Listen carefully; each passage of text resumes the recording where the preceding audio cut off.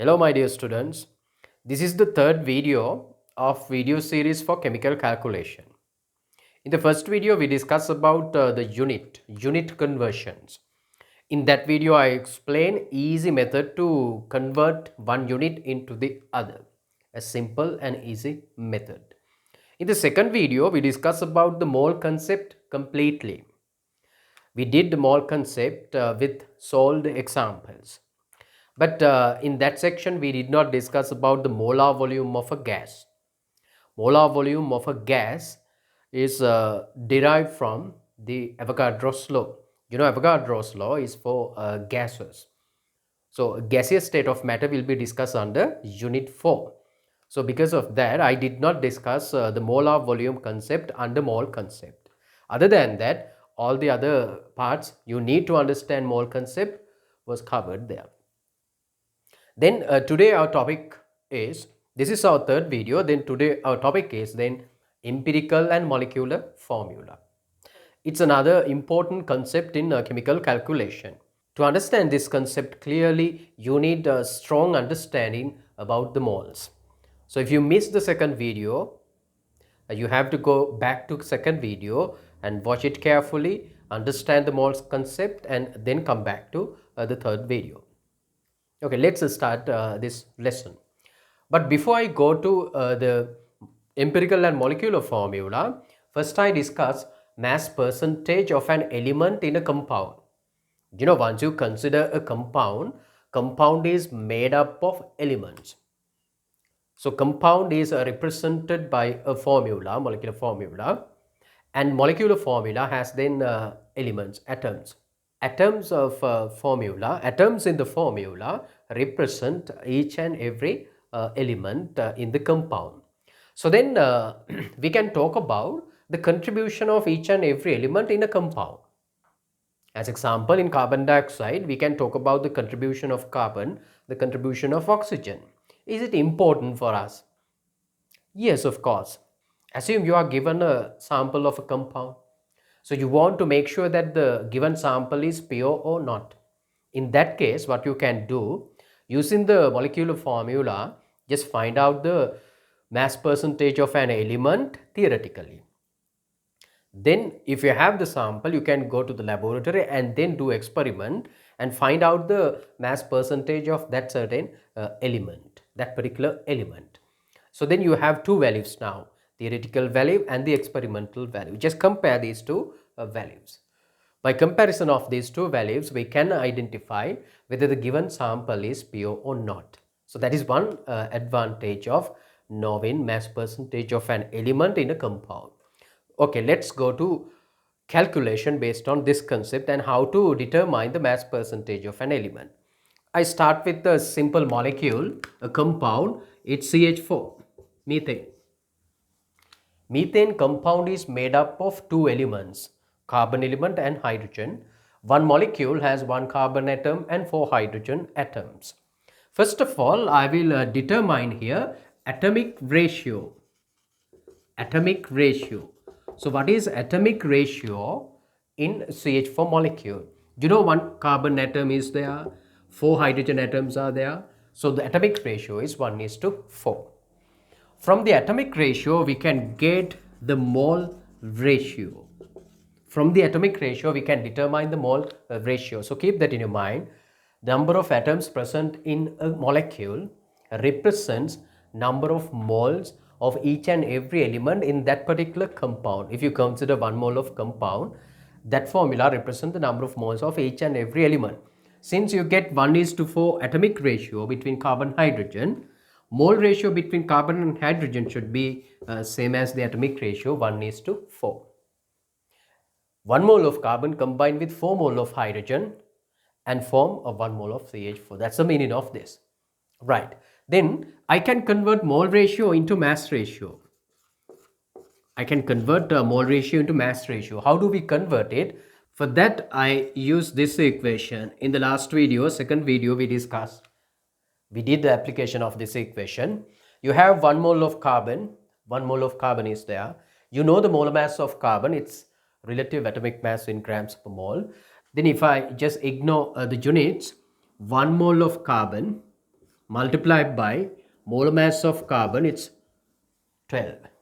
That's the mass contribution from carbon. And hydrogen, same way, 4 moles of hydrogen and relative atomic mass of hydrogen is 1. That's the mass contribution from hydrogen atom. But our target is to get the mass percentage of an element. So mass percentage can be determined, like this. You know, this mass is the mass from carbon. This mass is the mass from hydrogen. Then total here should be 12 plus 4, it's 16.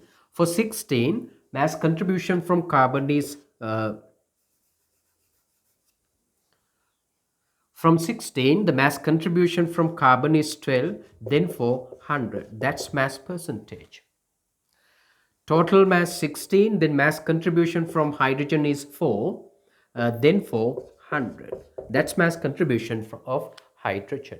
So when you simplify this, you will see this is 75% and this is 25%. That means mass percentage of carbon element in CH4 compound is 75%. Mass percentage of hydrogen here 25%. So that's the way we determine the mass percentage of an element in a compound. So you get two elements here, carbon and hydrogen. When you add mass percentages of two elements here, then addition will be 100. So if you add the mass percentage of all the elements present in a compound, the addition is equal to 100. Let's understand this concept further by doing simple questions.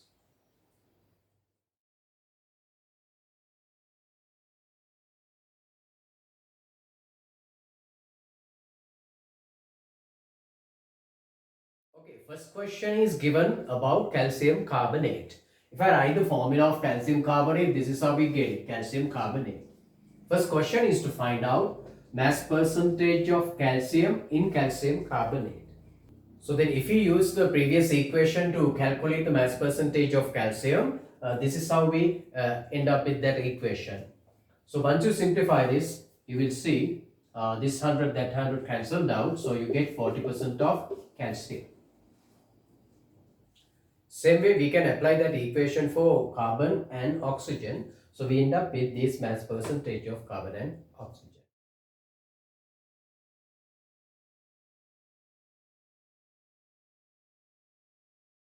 Second example is about the compound, but the formula is not given.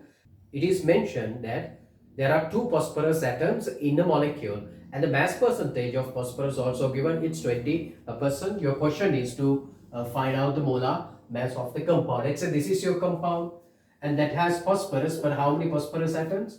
Two phosphorus atoms are there. But at the same time, you are given mass percentage of phosphorus is 20.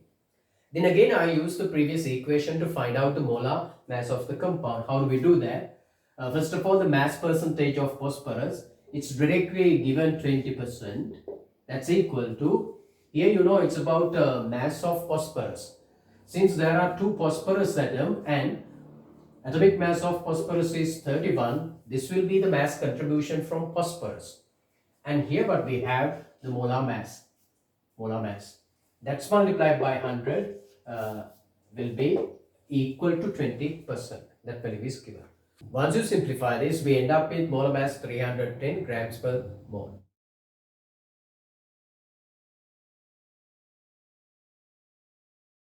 Third question is again about CH4, methane. The question is to find out the mass of carbon present in 40 grams of CH4. Let's see how to do that. Again, I start with the formula, CH4. Using the formula, we can find it out like this. Mass of carbon present in 40 grams of CH4. That is your question. So how do we get it? We use this formula to find out this one. According to the formula, you know, total mass contribution from these will be 12 and 4, 16 gram. Out of 16 gram, the mass contribution from carbon is 12 gram. For 16, it's 12 from carbon. Then for not 100, here we have 40 grams. Then for 40 grams of CH4. So once we simplify this, what we get, that's the mass of carbon present in 40 grams of CH4. Gram cancel, it's 3 and 4 here, 4 and it's 10 here. So what is the mass? It's 30 gram. 30 gram of carbon present in 40 grams of CH4.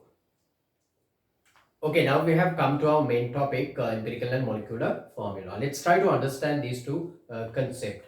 First of all, I go with the molecular formula. So what does molecular formula tell us? Molecular formula represents all the elements present in a compound. This formula represents exact number of atoms of each and every element present in a compound. Since the exact number of atoms of each and every element is given in the formula, this formula gives the correct information about the compound. The relative molecular mass of the compound is determined based on the molecular formula because it gives the exact number of atoms. But the empirical formula does not give the exact number of atoms of each and every element in a compound. The empirical formula represents only the simplest atomic ratio. We can understand these two concepts very clearly by using some example. Let's go for examples. First of all, I go with glucose. I think all of you remember the molecular formula of glucose. It is C6H12O6. This means one molecule of glucose has 6 carbon atoms, 12 hydrogen and 6 oxygen atoms. That's the meaning of this. But empirical formula of glucose represent the simplest atomic ratio. 6, 12, 6 can be simplified like 1, 2, 1. Then 1 carbon atom, 2 hydrogen atom and 1 oxygen atom represents empirical formula of glucose. Another example here, butene. Butene. Molecular formula of butene can be represented like this. C4H8 is the molecular formula of butene. But this can be simplified further like 4:8 mean 1:2. C1H2 is the empirical formula of butene. Another simple example, I take water. When you consider water, the molecular formula of water is H2O. 2 hydrogen atom, 1 oxygen atom. But what is the simplest atomic ratio of this? Here 2:1. Actually, that is the simplest atomic ratio. Because of that, empirical formula of water is also 2:1. So if you carefully look at this empirical formula and molecular formula, you can see that molecular formula is a whole number multiple of empirical formula. As example, glucose.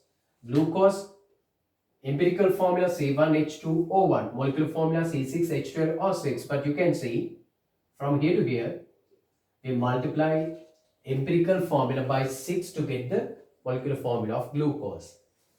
In the case of butene, we multiply empirical formula by 4 to get the molecular formula of butene. In the case of water, we multiply empirical formula by 1 to get the molecular formula. Generally, you can say molecular formula can be obtained by multiplying empirical formula by some integer like n. If you multiply empirical formula by whole number multiple, let's say n, then we get the molecular formula. But you may have this problem now, how to determine the simple n. There is easy way to find it out. Simple n can be determined. This is not number of moles, it's just an integer. N is determined by using this equation. Here what we have, relative molecular mass of the compound divided by empirical formula mass. Using this equation, you can find out simple n. As example, if I use then glucose and try to determine simple n, you can say, in the case of glucose, relative molecular mass, it should be given 180. But empirical formula mass can be obtained using empirical formula. 12 into 1, 1 into 2, 16 into 1. Addition of this value will give 30 for this. So once you cancel this out, you can see n equals what? 6. N equals what? Same way you can find out simple n for butene also. In the case of butene, the relative molecular mass should be given, it's 56. But empirical formula mass is 12 into 1, 1 into 2, it's 40. So as you can see then, this cancel with this, the value is 4. In value is 4. When you go for water, you can see relative molecular mass of water is 18. And empirical formula mass is also 18. 18 divided by 18, you get 1. Then 1 is the integer for water. So that's how we determine simple n. Let's go for some examples to understand these two concepts very clearly. This question is about a compound containing carbon and hydrogen. Those type of compounds are called hydrocarbons. Then in this compound, we get 75% carbon and 25% hydrogen by mass. The composition is given. So then question is to find out the empirical formula. As you know, empirical formula represents simplest atomic ratio. Then we have to find out the simplest atomic ratio between carbon and hydrogen in this compound. But to get the atomic ratio, what we are given is the mass percentage. At the beginning of this video, I told you atomic ratio is equal to the mole ratio. From the mole ratio, we got mass ratio. From the mass ratio, we got a mass percentage. But now what you are given, the mass percentage of each and every element is given. Then the method is reversed. That means from the mass percentage, we can find out masses of each and every element. Masses of each and every element can be converted to moles. Moles can be converted into the atoms. That's our target. Let's see how to do that. The compound has two elements, carbon and hydrogen. Mass percentage is given 75% and 25%. In this case, we assume 100 gram of the given compound.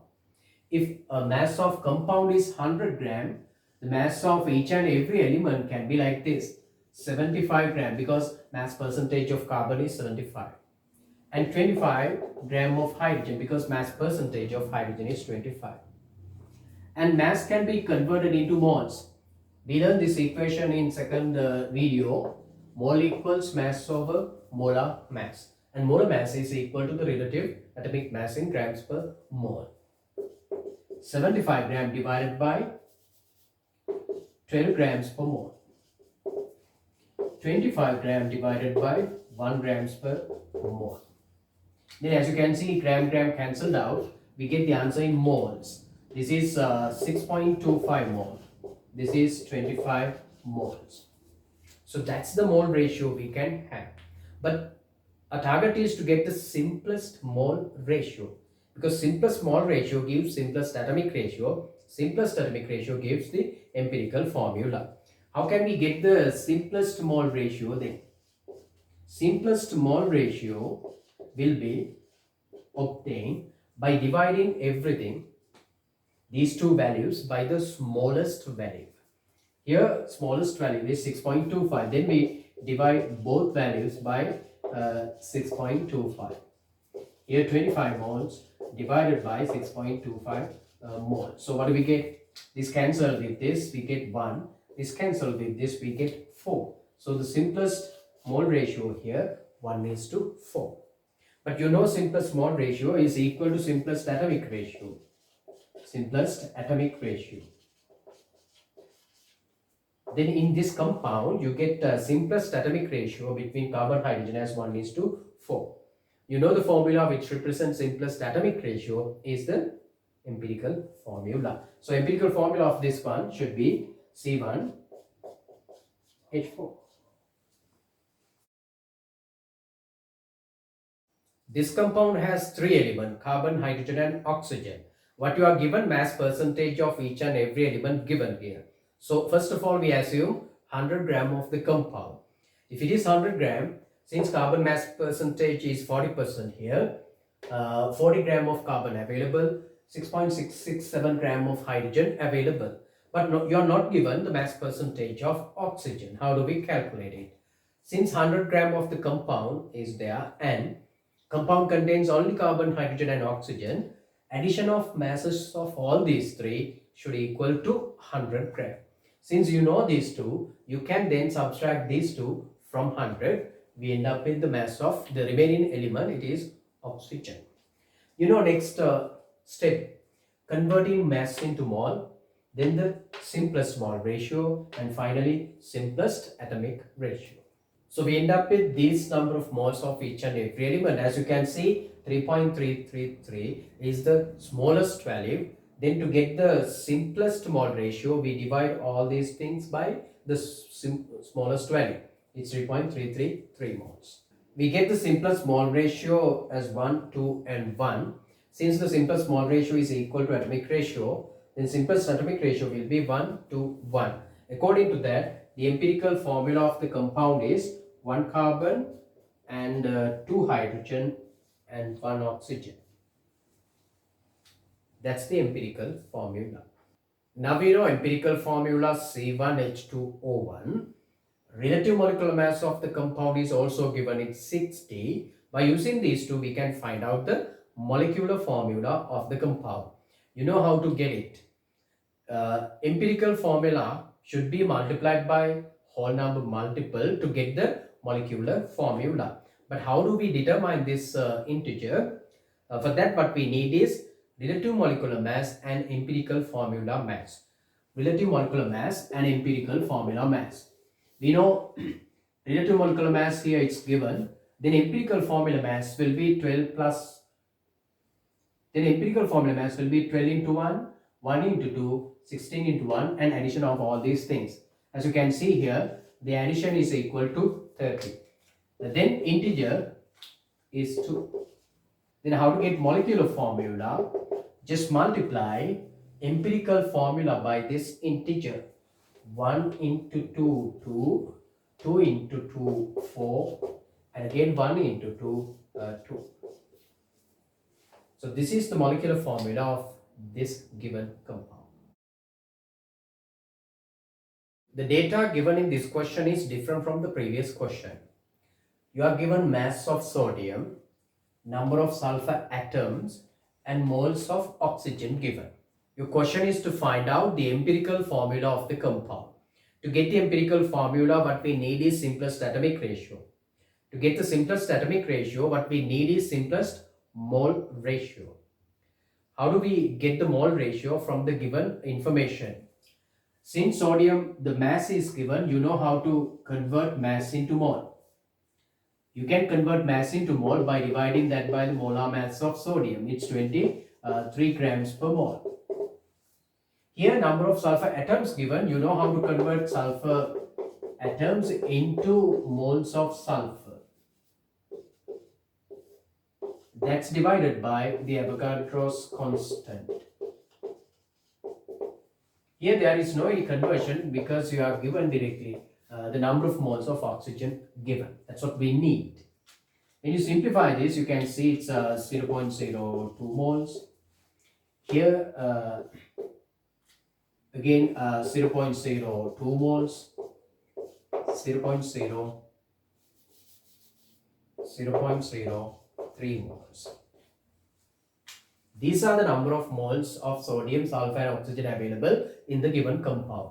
But next we need simplest mole ratio. I ask you to divide everything by the smallest value. Then you get the simplest mole ratio. Here smallest number 0.02. Then we divide everything by 0.02 moles. This cancel, and here it's cancelled. So what is the value? 1.0, 1.0, 1.5. That's how we get the simplest mole ratio. Since simplest mole ratio is equal to simplest atomic ratio, here again the atomic ratio should be 1:1:1.5. Then that will be the empirical formula. But as you can see here, there is problem 1.5. You can't keep then decimal places in the formula.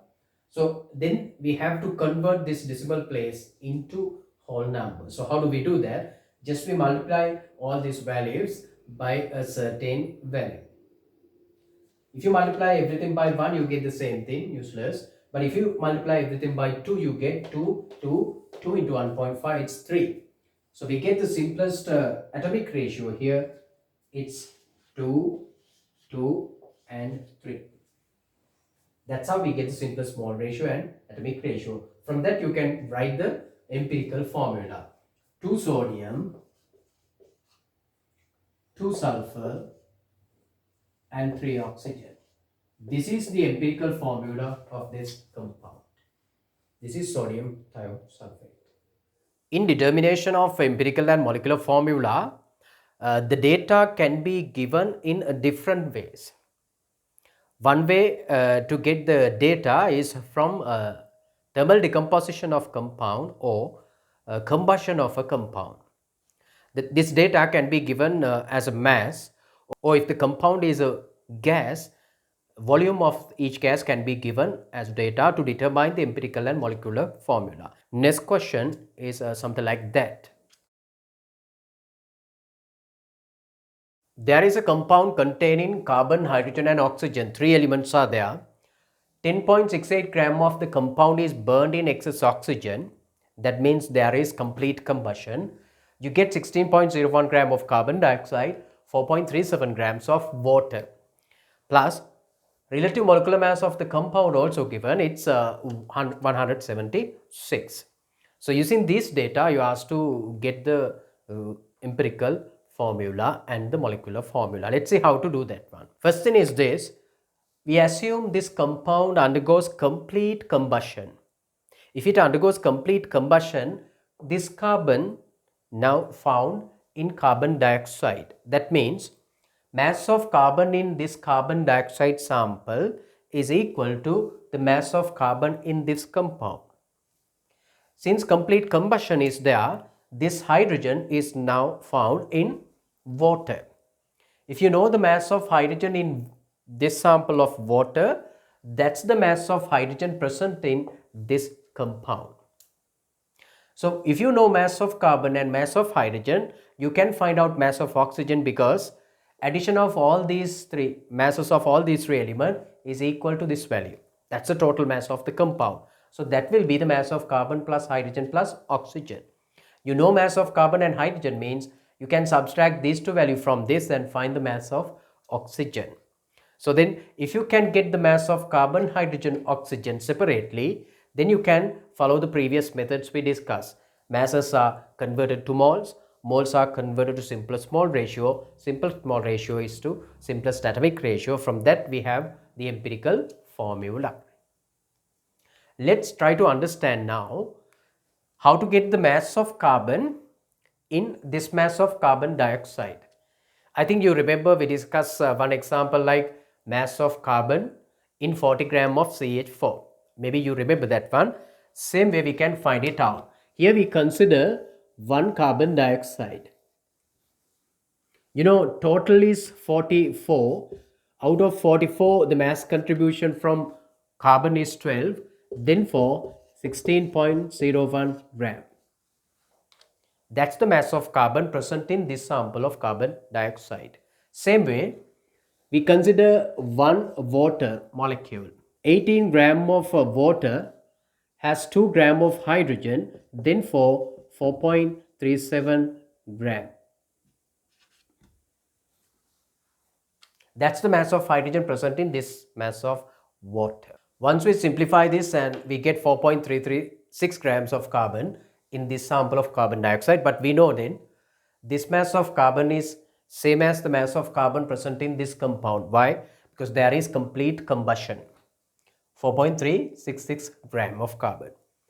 And we get the mass of hydrogen present in this water sample as 0.486 gram, and that mass is same as the mass of hydrogen present in this compound. Why? There is complete combustion. Then total minus these two value will be 5.828 gram. That's the mass of oxygen. Then you can follow the normal procedure to convert this into the empirical formula. According to the values we obtain, simplest atomic ratio is 1 is to 1.33 is to 1. Here there is a problem. We end up with 1.33. You know we can't keep them decimal places here. Because of that, we have to convert this into a whole number. We can't round off this value to 1 or 2. There is a rule here. If it is 1.2, 1.1, 1.0, 0.9, 0.8, within this range, you can easily take the value as 1. If the value is within this range, you can easily take that value as 1.01. But if the value outside of this range, as example 1.33, it's outside of this range, so you cannot get that value as 1.0 or 2. Therefore, we should multiply all these values by certain number so that we can get a fair value to be round off. Here, if you multiply these things by 1, you get the same value, useless. You multiply this by 2, you get 2.66. Can we round off 2.66 to 3? No, because it's 0.8. Means if it is 2.8, we can get it like 3. But here it's 2.66. Cannot be. Then we multiply everything by 3. If you multiply this by 3, what do we get? If I multiply this by 3, 3 into 1, we get 3. 3 into 1.33, we get 3.99. 3 into 1, we get again 3. Now 3 is okay. 3.99 can easily be taken as 4. Because of that, here we get the simplest ratio 3, 4 and 3. According to these values, the empirical formula will be C3, 4 hydrogen and 3 oxygen. C3H4O3 is the empirical formula of the given compound. We have empirical formula C3H4O3. We have relative molecular mass 176. So we can find out that integer. Then we can multiply empirical formula by that integer to get the molecular formula. So that integer N is equal to relative molecular mass 176 divided by the empirical formula mass. So empirical formula mass is here 88. This divided by this, that N is 2. Then to get the molecular formula, we multiply empirical formula by this number. 3 into 2 is 6. 4 into 2 is 8. Again 3 into 2 is 6. C6H8O6 is the molecular formula of the given compound. A hydrocarbon is given in this question. You know, hydrocarbon means the compound containing carbon and hydrogen only. This is burnt in excess oxygen. That means this undergoes again a complete combustion to give carbon dioxide and water. Relative molecular mass of this one is given 54. Other than that, you are given the molar ratio between carbon dioxide and water. It's 4:3. That's the mole ratio between carbon dioxide and water. Our target is to get the empirical formula first and then the molecular formula. But we know empirical formula is simplest atomic ratio, that's equal to simplest mole ratio. That means we need moles of carbon and moles of hydrogen present in the compound. But using this mole ratio, we can get the mole ratio between carbon and hydrogen. Since there is complete combustion, I told you, the mole ratio between carbon and hydrogen in carbon dioxide and water is equal to the molar ratio between carbon and hydrogen in the compound. Let's try to understand how to get molar ratio between carbon and hydrogen in this compound. Only thing you have to do, just consider one carbon dioxide molecule. One carbon dioxide molecule has one carbon atom. This means 1 mole of carbon dioxide has 1 mole of carbon. 1 mole of carbon dioxide has 1 mole of carbon, then 4 moles of carbon dioxide. Then what is that number of moles? It's 4. Same way, we consider one water molecule. One water molecule, there are 2 hydrogen atoms. This means 1 mole of water, there are 2 moles of hydrogen. Then 3 moles of water. That is the moles of hydrogen in water. Then carbon hydrogen mole ratio is 4:6. You can simplify this further, 2:3. So that mole ratio is same as the mole ratio between carbon and hydrogen in the compound. So you can get it like simplest mole ratio. Simplest mole ratio between these two is 2 is to 3. That's equal to simplest atomic ratio. Simplest atomic ratio. So that is again 2 is to 3. From that you can find out empirical formula of the compound, like there are 2 carbon atoms C2 and there are 3 hydrogen atoms H3. That's the empirical formula of this compound. Then we need that integer. To find out integer, we can just divide relative molecular mass 54 by the empirical formula mass. C2 12 into 2 24, 24 plus 3 it's 27. As you can see here, it's 2. N is 2 here. Then you can multiply empirical formula by 2 to get the molecular formula. 2 times 2 it's 4. 2 times 3 it's 6. It's C4H6. That's the molecular formula. According to the given information in the question, this is a gaseous hydrocarbon. It's a gaseous hydrocarbon. Hydrocarbon means it has carbon and hydrogen only. Then I got CXHY. What's the meaning of this? This is directly the molecular formula, not the empirical formula. This is molecular formula. In the molecular formula, we get a X number of carbon and Y number of hydrogen.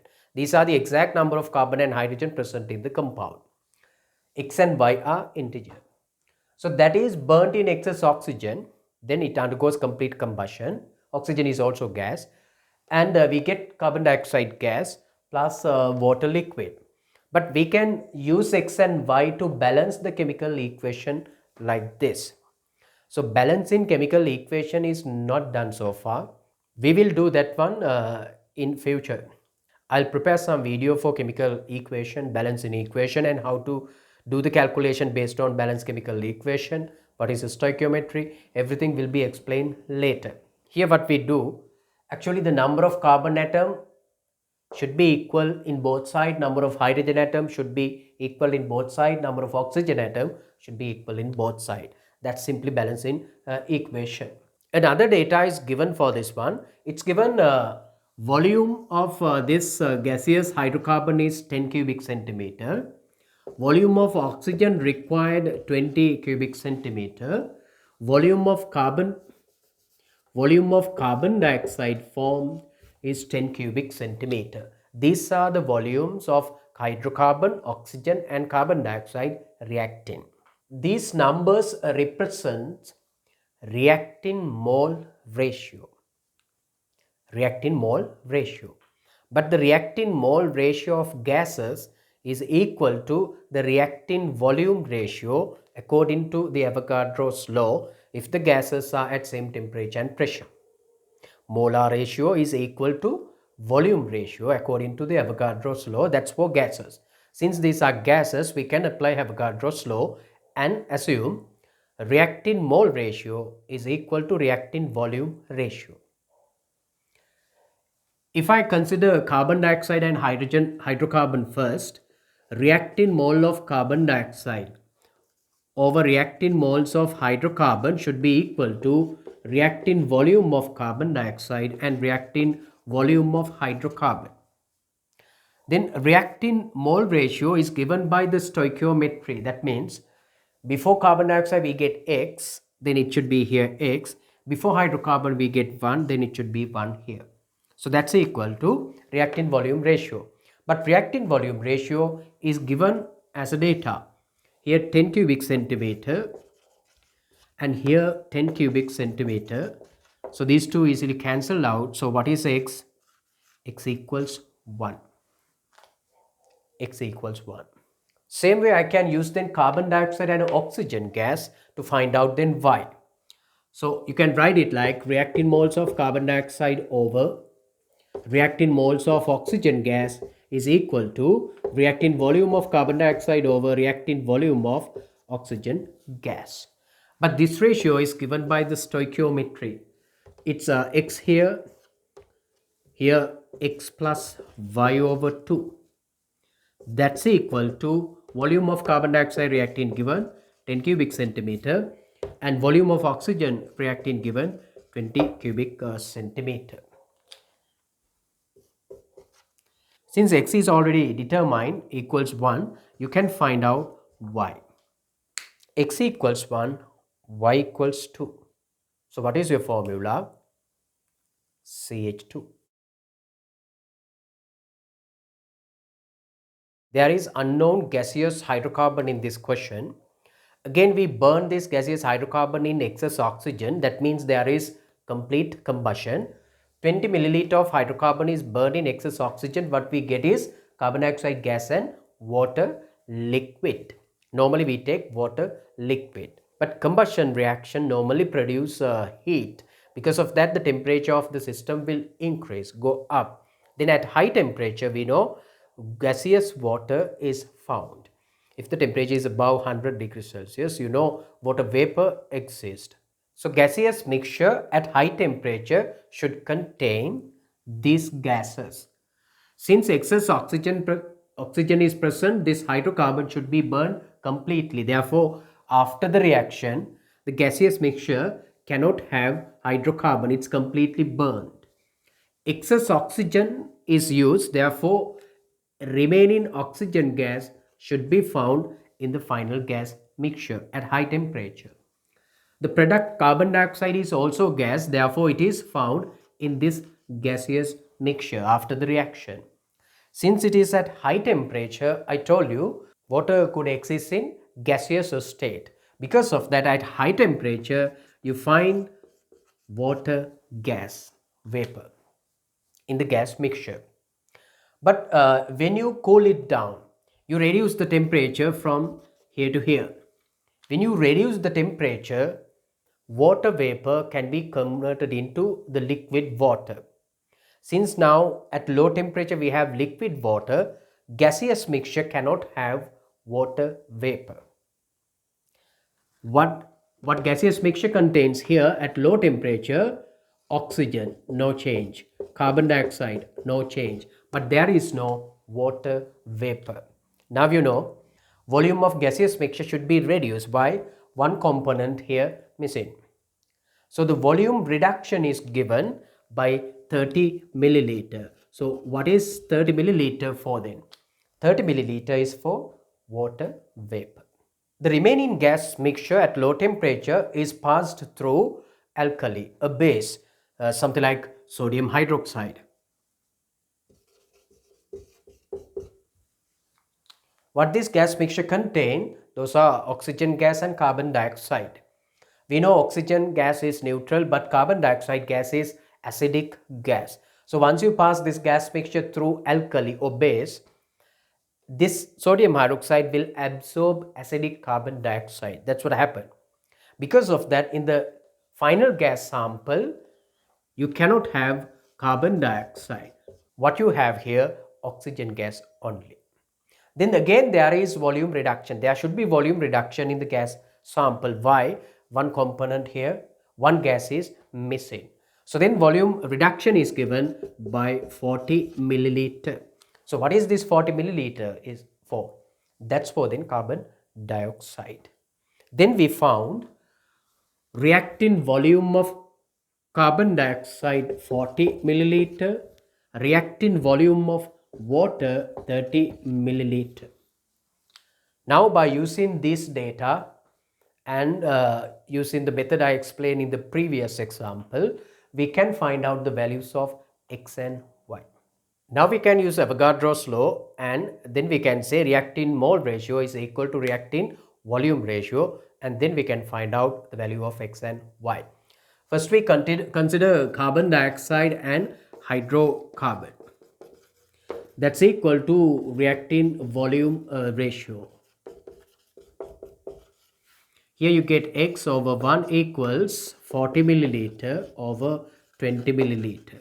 It gives then x equals 2. Again you can get the reactant moles of water and reactant moles of hydrocarbon. That will be equal to reactant volume of water and reactant volume of hydrocarbon. But keep that in your mind, in this case we take water vapor, it's gas. because Avogadro's law can be applied only for gases. Here water is at gas. Reactant moles of this y over 2, that's divided by this, it's 1. It's divided by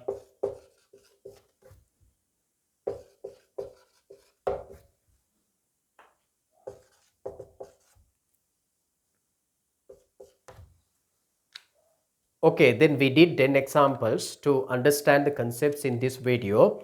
Mass percentage of element, empirical formula and molecular formula. We know there can be some different type of questions based on this section, based on these concepts. Then I have given some extra questions in our short note, which is available in our Telegram group. The link for the Telegram group is given in the description below. So you can go to Telegram group and then collect the short note and the exercises. You have to try these exercises also. Within 2 or 3 days, we will give the answers for these exercises also. Then you can check whether your answers are correct or wrong. So we have some more videos regarding chemical calculation unit. Therefore, it is important to subscribe to this channel and click the bell icon. Then you will get the notification once we upload the video. And it's better to subscribe the Telegram group also, because that is where we will publish the short notes and the questions. Okay, then that's enough for this video. We will meet again in the next video.